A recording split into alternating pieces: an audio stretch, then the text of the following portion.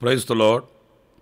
ప్రభు అయిన యేసుక్రీస్తు నామములో మీ అందరికీ మా హోసన్నా మినిస్ట్రీస్ తరపున హృదయపూర్వకమైన వందనాలు తెలియపరుస్తున్నాను. ప్రభు మిమ్మల్ని ఆశీర్వదించి దీవించునుగాక. ప్రియులారా, పరిశుద్ధ గ్రంథంలో లూకా సువార్త 1వ అధ్యాయం 55వ వాక్యాన్ని చదువుతున్నాను. ఆయన తన సేవకుడైన ఇశ్రాయేలునకు సహాయము చేసెను. ప్రియులారా, చూడండి, ఇక్కడ దేవుడు అందరికీ సహాయకుడు అనేది వాస్తవం. ఆయన అందరికీ ఉపకారి, ఎవరికి అపకారి కానే కాదు.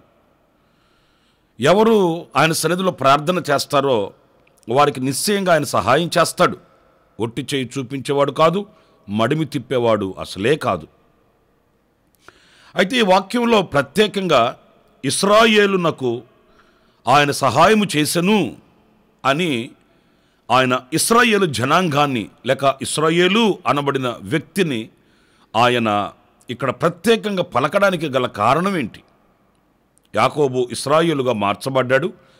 ఈ ఇశ్రాయేలు అనే యాకోబు ఒక గొప్ప జనముగా మార్చబడిన సంగతి మనకు తెలిసిన సంగతి. అయితే ఈ జనాంగానికి ఆయన ప్రత్యేకంగా సహాయకుడై ఉన్నాడు అనేది మనం గమనించినప్పుడు, ఎందుకు ఆయన ప్రత్యేకంగా ఈ జనానికి సహాయకుడయ్యాడు, ఆ జనములో ఉన్న ఆధ్యాత్మికమైన విలువలేంటి అనేది మనం కాస్త గనక ఆలోచించి దేవుని వాక్యంలో చూడగలిగితే, సంఖ్యాకాండం 23వ అధ్యాయం 21 నుంచి నేను చదువుతున్నాను. ఆ మాటలు మీరు జాగ్రత్తగా ఆలకించండి. ఆయన యాకోబులో ఏ దోషమును కనుగొనలేదు, ఇశ్రాయేలులో ఏ వంకరతనమును చూడలేదు. ప్రియులారా, చూడండి, ఆయన ఇశ్రాయేలులో ఏ వంకరతనమును చూడలేదట. ఇది కాస్త ఆలోచించవలసిన విషయం అండి. ఎందుకంటే మనం ఆరాధించే మన ప్రభువు పరిశుద్ధుడైన దేవుడు, పరిశుద్ధతను చూచి ఆశీర్వదించే దేవుడు. ఆయన అపవిత్రతను ప్రేమించేవాడు కాదు, అపవిత్రతతో ఆయన మింగిలి అయిపోయి నిలిచేవాడు కాదు. ఆయన పరిశుద్ధుడైన దేవుడు గనుక ఈ ఇశ్రాయేలులో ఎలాంటి వంకరతనాన్ని చూడలేదు.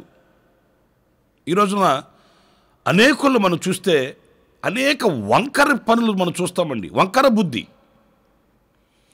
అంటే ఒక స్థిరమైనటువంటి యథార్థమైన ప్రవర్తన మనం చూడలేము. లోకస్తులు మనకు కనబడినప్పుడు ఒక రీతిగా కనబడతాము, ఆత్మీయులు కనబడినప్పుడు మరొక రీతిగా నటిస్తాము. మనం చాలామందిలో చూడొచ్చండి, దేవుని మందిరానికి వస్తే భక్తి కలిగిన వాళ్ళలాగా ప్రవర్తిస్తాము, మరలా లోకంలోనికి వెళితే లోకస్తుల్లాగా ప్రవర్తిస్తాము. ఈ వంకరతనాన్ని ఎప్పుడు ఆయన సహించేవాడు కాదండి. అందుకే దేవుని సహాయానికి దూరం అవుతున్నాము, దేవుని తోడుకు దూరం అవుతున్నాము, దేవుని ఆశీర్వాదానికి కూడా మనం దూరం అవుతున్నాము అనే విషయాన్ని మనం తప్పనిసరిగా గ్రహించాలండి. వాక్యంలో మనం ఒక మాట చదువుతాము, అవునంటే అవును, కాదంటే కాదు. మరొక మాట, నీవు చల్లగానైనా ఉండు, వెచ్చగానైనా ఉండు. ఇవన్నీ ఖండితమైన ఖచ్చితమైన మాటలు. కానీ అలా కాకుండా వంకర బుద్ధి, ఒకరి దగ్గర ఒక మాట చెప్తారు, మరొకరి దగ్గర మరొక మాట చెప్తారు, వీళ్ళను గురించి వాళ్ళకు చెప్తారు, వాళ్ళను గురించి వీళ్ళకు చెప్తారు. ఇవన్నీ దేవుడు సహించని అపవిత్రమైన కార్యక్రమాలు అనేది మనం గమనించాలి. మన మాట ఉప్పు వేయబడినట్లుగా ఉండాలి, మన మాట ఔషధము వలె ఉండాలి, మన మాట దేవునికి అంగీకారంగా ఉండాలి. కానీ ఈరోజున అనేక మందిలో మనం అది చూడలేకపోతున్నాము. ఇశ్రాయేలులో ఆ వంకరతనము లేనే లేదండి. ఆయనను ఆయనగా ఆరాధించడం, ఆయననుగా స్తుతించడం, వారు అలాగా ఆయనకి కనిపించారట. అందుకే దేవుడు వారికి సహాయకుడయ్యాడట. ఇంకొక మాట కూడా ఈ వాక్యంలో మనం చదివితే 22వ వాక్యంలో రాజు యొక్క జయధ్వని వారిలోనున్నది. రాజు యొక్క జయధ్వని. నా ప్రియమైన సహోదరులారా, ఈ రోజున కొంతమంది నోరు తెరిస్తే అపజయపు మాటలు చెప్తారు. ఇది రాదు, వాళ్ళు వెళ్ళరు, ఇది కలగదు, ఇది జరగదు, ఇలాంటి అపజయపు ధ్వని. ఎందుకంటే వాళ్ళ హృదయంలో అవిశ్వాసము గూడు కట్టుకొని ఉన్నది కనుక ఈ అవిశ్వాసం అపజయపు మాటల్ని పలికిస్తుందండి. మరి ఇశ్రాయేలులో రాజు యొక్క జయధ్వని. ఎందుకంటే మనం ఆరాధించే మన ప్రభువు ఎవరు అనంటే ఆయన లోకాన్ని జయించిన జయవీరుడు. ఆయన లోకాన్ని జయించాడు, పాపాన్ని జయించాడు, మరణాన్ని జయించాడు, సమాధిని జయించాడు. ఆ రాజు యొక్క జయధ్వని మనలో ఉండాలి, మనతో ఉండాలండి. మన ప్రభువు విజయ వీరుడు కనుక ఆ విజయ వీరుని యొక్క సుచరిత్ర మనము ప్రకటించాలి, స్మరించాలి, ధ్యానించాలి. ఎప్పుడు ఆ జయధ్వని మన గుండెల్లో ప్రతిధ్వనించాలి. ప్రియ సహోదరులారా, నేను ఒక మాట అడుగుతున్నాను. రాజు యొక్క జయధ్వని మీ కుటుంబంలో ఉందా, మీ గుండెల్లో ఉందా, లేకపోతే అపజయాల ధ్వని? నాకు అది చేయలేదు, నాకు ఇది చేయలేదు, నేను ఇంతకాలం మొరపెడుతున్నాను, ప్రార్థన చేస్తున్నాను, ఇంతకాలం చేయని వాడు ఇంకేం చేస్తాడు? కొంతమంది ఇలా మాట్లాడుతుంటారండి. ఏం దేవుడు, ఏం జీవుడులేండి, ఏం ప్రార్థన, ఏం కీర్తన, ఏం బైబిల్, ఏం గీబులు, ఏం చర్చి, ఏం కీర్చి, ఇవన్నీ అంతలేండి. ప్రియమైన సహోదరులారా, ఆ అపజయపు ధ్వని ఎవరిలో ఉంటుందో వానికి ఏ సహాయం కలగదండి. ఆ రాజు యొక్క జయధ్వని, ఆయన చేసే ఘన గొప్ప కార్యములను వివరించడం, స్తుతించడం. మన కీర్తనకారులు ఒక పాట రాసుకుంటే అందులో మీరు చూడండి, గుండె చెదరని వారిని బాగు చేయవాడు నీవే, ఆకాశ నక్షత్రములకు పేరు పెట్టినవాడు నీవే. వాళ్ళు ఆయన ఘనకార్యాలను తలంచి తలంచి తలంచి ఆయన్ని స్తుతించారండి. ఆయన మహత్తరమైన కార్యములను స్మరించి శక్తిని పొందుకున్నారండి. స్తుతి ద్వారా శక్తితో వాళ్ళు గొప్ప కార్యాలు పూనుకున్నారు. ఆ గొప్ప కార్యాలకి వాళ్ళు మరి పునాది వేశారండి. ఈరోజు ఒక్కసారి ఆలోచించు, ప్రభుని విజయవంతంగా జయముతో స్తుతిస్తున్నారా, లేకపోతే ఎప్పుడు ఆ అపజయాలను తలంచుకుంటూ ఆ అపజయాల మార్గంలో కొరకను పోయి ఉన్నారా అనేది మనం ఆలోచించుకోవాలి. మీకు ఇంకొక మాట 23వ వాక్యంలో మనం చదువుతాము. నిజముగా యాకోబులో మంత్రము లేదు, ఇశ్రాయేలు శకునము లేదు. ప్రియులారా చూడండి, ఈ మంత్రము, ఈ శకునము, ఇవి ఏవి ఇశ్రాయేలులో లేవంటండి. ఆలోకిస్తున్నారండి? ప్రతిదానికి శకునములు చూడడం, ప్రతిదానికి మంత్రాల మీద ఆధారపడడం, ఈ మంత్రతంత్రాలు, ఈ శకునములు, ఇవేవి దైవ సంబంధమైనవి కావు అనేది మనం గుర్తించాలి. ఒక తల్లి తమ కుమార్తె వివాహానికి నన్ను ఆహ్వానించడానికి వచ్చింది. ఆమె పెళ్లి కార్డు నాకు దగ్గర తీసుకొని వచ్చింది. సరే, ఆ పెళ్లి కార్డు తీసుకుందామని చేయి చాపాను. వెంటనే నాకు మనసు అంగీకరించలేదండి. ఎందుకంటే ఆ పెళ్లి కార్డుకి 4 వైపులా ఇంత పసుపు రాసి పెట్టుంది. ఏంటమ్మా ఇది అని అడిగాను. నవ్వుతుంది. ఇది ఎందుకు రాశారో తెలుసా, ఎందుకు రాయాలో తెలుసా అని అడిగాను. సమాధానం చెప్పట్లేదు. మరి వివాహం ఎప్పుడు? ఫలానా సమయంలో, ఫలానా సమయానికి. ఏమి మరి ఈ సమయాన్ని ఎవరు పెట్టారు?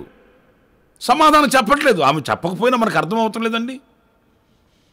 మంచి కాలం, రావు కాలం, ఇంకేదేదో కాలాలు ఉన్నాయి కదండి. శకునాలు చూడడం, ఈ గుమ్మం తీసి అక్కడ పెట్టాలి, ఆ కిటికీ తీసి ఇక్కడ పెట్టాలి. ఎవరు చెప్పారు? ఇప్పుడు సౌకర్యంగా వెంటిలేషన్ ఉండేటట్లు మలుచుకుంటే తప్పేమీ లేదు. అలా కాదంట, ఇల్లు కలిసి రావట్లేదట, అంచేత ఈ గుమ్మం అక్కడ, ఆ కిటికీ ఇక్కడ, ఈ ద్వారం అక్కడ. అన్ని పిచ్చి పనులండి. శకునాలు, మంత్రశక్తులు, ఇవన్నీ కూడా దేవునికి విరోధమైనవి, అవి సాతాను సంబంధమైనవి.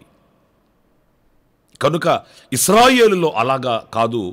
ఆ శకునములను, ఆ మంత్రశక్తులను ఆశ్రయించిన వాళ్ళు కాదు. అందుకే దేవుడు వారికి సహాయకుడై ఉన్నాడు అనేది మనం గమనిస్తామండి. ఇంకొక మాట కూడా నేను మీకు జ్ఞాపకం చేస్తాను. అది సంఖ్యాకాండం 24వ అధ్యాయం 17వ వాక్యంలో చూస్తే అక్కడేం రాయబడి ఉందంటే, ఆయనను చూచుచున్నాను గాని ప్రస్తుతం ఉన్నట్లుగా కాదు, ఆయనను చూచుచున్నాను గాని సమీపమున ఉన్నట్లు కాదు. నక్షత్రము యాకోబులో ఉదయించును, రాజదండము ఇశ్రాయేలులో నుండి లేచును. ప్రియులారా చూడండి, రాజదండం అధికారం. ఈ రాజదండము ఇశ్రాయేలులో నుంచి లేస్తుందట. అంటే ఇశ్రాయేలు అనేవారు ఒక అధికారము కలిగిన వాళ్ళు. ఈ ఆధిపత్యము, ఈ అధికారము ఇశ్రాయేలునకు వశమైంది. అధికారం దేనికి? చలామణి చేయడానికని కాదు, మనం ఏలుబడి చేయడానికి. దేవుడు మానవుని ఏలుబడి చేసేవానిగా చేశాడు. కానీ ఈ రోజున పరిస్థితులు మానవుని ఏలుబడి చేస్తున్నాయి. పాపం మనిషిని ఏలుబడి చేస్తుంది. శాపం, దరిద్రత, కన్నీళ్లు, నిట్టూర్పు, నిస్పృహ ఇవన్నీ మానవుని ఏలుబడి చేస్తున్నాయి. కానీ ఇశ్రాయేలు అధికారం, రాజదండం కలిగిన వాడు. నా ప్రియ సహోదరులారా, ఒకసారి మనం ఆలోచించుకోవాలి. మనం ఏలుబడి చేస్తున్నామా, ఏలుబడి చేయబడుతున్నామా? పరిస్థితులను అధిగమించి పరిస్థితులను ఏలుబడి చేసే వారముగా ఆ ఆధిక్యత కలిగిన వారమై ఉంటున్నామా, లేక సతిగలబడి సచ్చిన వారిలాగా శక్తి లేని వారముగా ఉంటున్నామా? మన పితరులు చూడండి, సృష్టిని శాసించగలిగారు, సింహాల నోళ్లు మూయించగలిగారు, అగ్నిని ఆర్పగలిగారు, సముద్రాన్ని పాయలు చేయగలిగారు, ఇంకా ఎన్నో వీర శూర కార్యాలు చేయగలిగినారండి. ఎలా? అధికారమును బట్టి. దేవుడు వాళ్ళకిచ్చిన ఆ అధికారాన్ని ఉపయోగించుకున్నారు. మన ప్రభువైన అయిన యేసుక్రీస్తు కూడా తన శిష్యులను పంపిస్తూ ఆయన సమస్త విధములైన అధికారాన్ని, దయ్యముల మీద శక్తిని, రోగములను స్వస్థపరిచే ఆ కృపని, వరములను, ఆ శక్తిని వాళ్ళకు అనుగ్రహించి పంపించాడట. ఏ అపవిత్రమైన ఆత్మలకి మనం లోబడవలసిన అవసరం లేదు, పరిస్థితులకి లొంగిపోవలసిన అవసరం లేదు, లేక మరొకటి మన ఎదుట నిలిచినప్పుడు మనం భయపడిపోవలసిన అవసరం లేదు. మనం ఏలుబడి చేయగలిగిన వ్యక్తిత్వం కలిగిన వారమై ఉండాలి. ఇశ్రాయేలు అలాంటి అధికారము కలిగిన, అనుభవం కలిగిన వ్యక్తిత్వము, లేకపోతే ప్రజానికము. అందుకే ఇశ్రాయేలునకు ఆయన సహాయకుడై ఉన్నాడు, సహాయం చేయుచున్నాడు అని వాక్యం సెలవిస్తుంది. మనకు కూడా దేవుడు సహాయం చేయాలంటే ఇలాంటి ఆధిక్యతలు మనం కలిగి ఉండాలి. అలాంటి కృప దేవుడు మనందరికీ అనుగ్రహించునుగాక. తలలు వంచండి, చిన్న ప్రార్థన చేసుకుందాం. కృపా సత్య సంపూర్ణుడా, జీవాధిపతి అయిన ప్రభువా, మీకు వందనాలనైనా. ఇదిగో ఈవేళ ఇశ్రాయేలునకు నువ్వు సహాయకుడవు. ఆ రీతిగా మీరు మాకు సహాయకుడవై ఉండాలంటే మేము ఎలాంటి స్థితిగతులు కలిగి ఉండవలనో లేఖనాలలో నుంచి మేము ధ్యానిస్తూ వచ్చాము. ఇశ్రాయేలులో ఏ వంకరితనము లేదు, ఇశ్రాయేలులో ఏ శకునము లేదు, ఇశ్రాయేలులో నేను రాజదండం ఉన్నదని మేము లేఖనాలు తలపోసుకుంటూ వచ్చాం. అలాంటి ఉన్నతమైన ఆధ్యాత్మికమైన విలువలను మేము కలిగి ఉండడానికి సహాయం చేయమని మమ్మల్ని ఒక్కొక్కరిని మీ చేతులు సమర్పించుకుంటూ, ఈ దినాన్ని కూడా మీరు మాకు వరముగా ఇచ్చినందుకు వందనాలు చెల్లిస్తూ, ఈ దినమంతా విశేషమైన మీ కృప, మీ దీవెన, సన్నిధి, సముఖము మీరు మాకు సమృద్ధిగా అనుగ్రహించండి. ఎవరైతే జన్మదిన శుభవేడుకలు జరుపుకుంటున్నారో వారిని అందరిని ఆశీర్వదించండి. ఎవరైతే వివాహ మహోత్సవాలు జరుపుకుంటున్నారో వారిని ఆశీర్వదించండి, దీవించండి. మీ కృప సమృద్ధిగా అనుగ్రహించమని యేసు నామములో ప్రార్థించి వేడుకొనుచున్నాను తండ్రి. Amen, amen. ప్రభు మిమ్మల్ని ఆశీర్వదించి దీవించునుగాక. ఈ దినమంతా విశేషమైన కృప నా దేవుడు మీకు సమృద్ధిగా అనుగ్రహించునుగాక. Amen, amen. ప్రతి దినము ఈ అనుదిన కృపాను సందేశాల కొరకు, ఇంకా మరిన్ని ఆత్మ సంబంధమైన సందేశాల కొరకు ఈ మా యూట్యూబ్ ఛానల్ ని సబ్స్క్రైబ్ చేసుకోండి. Pastor Ramesh, hosanna ministries.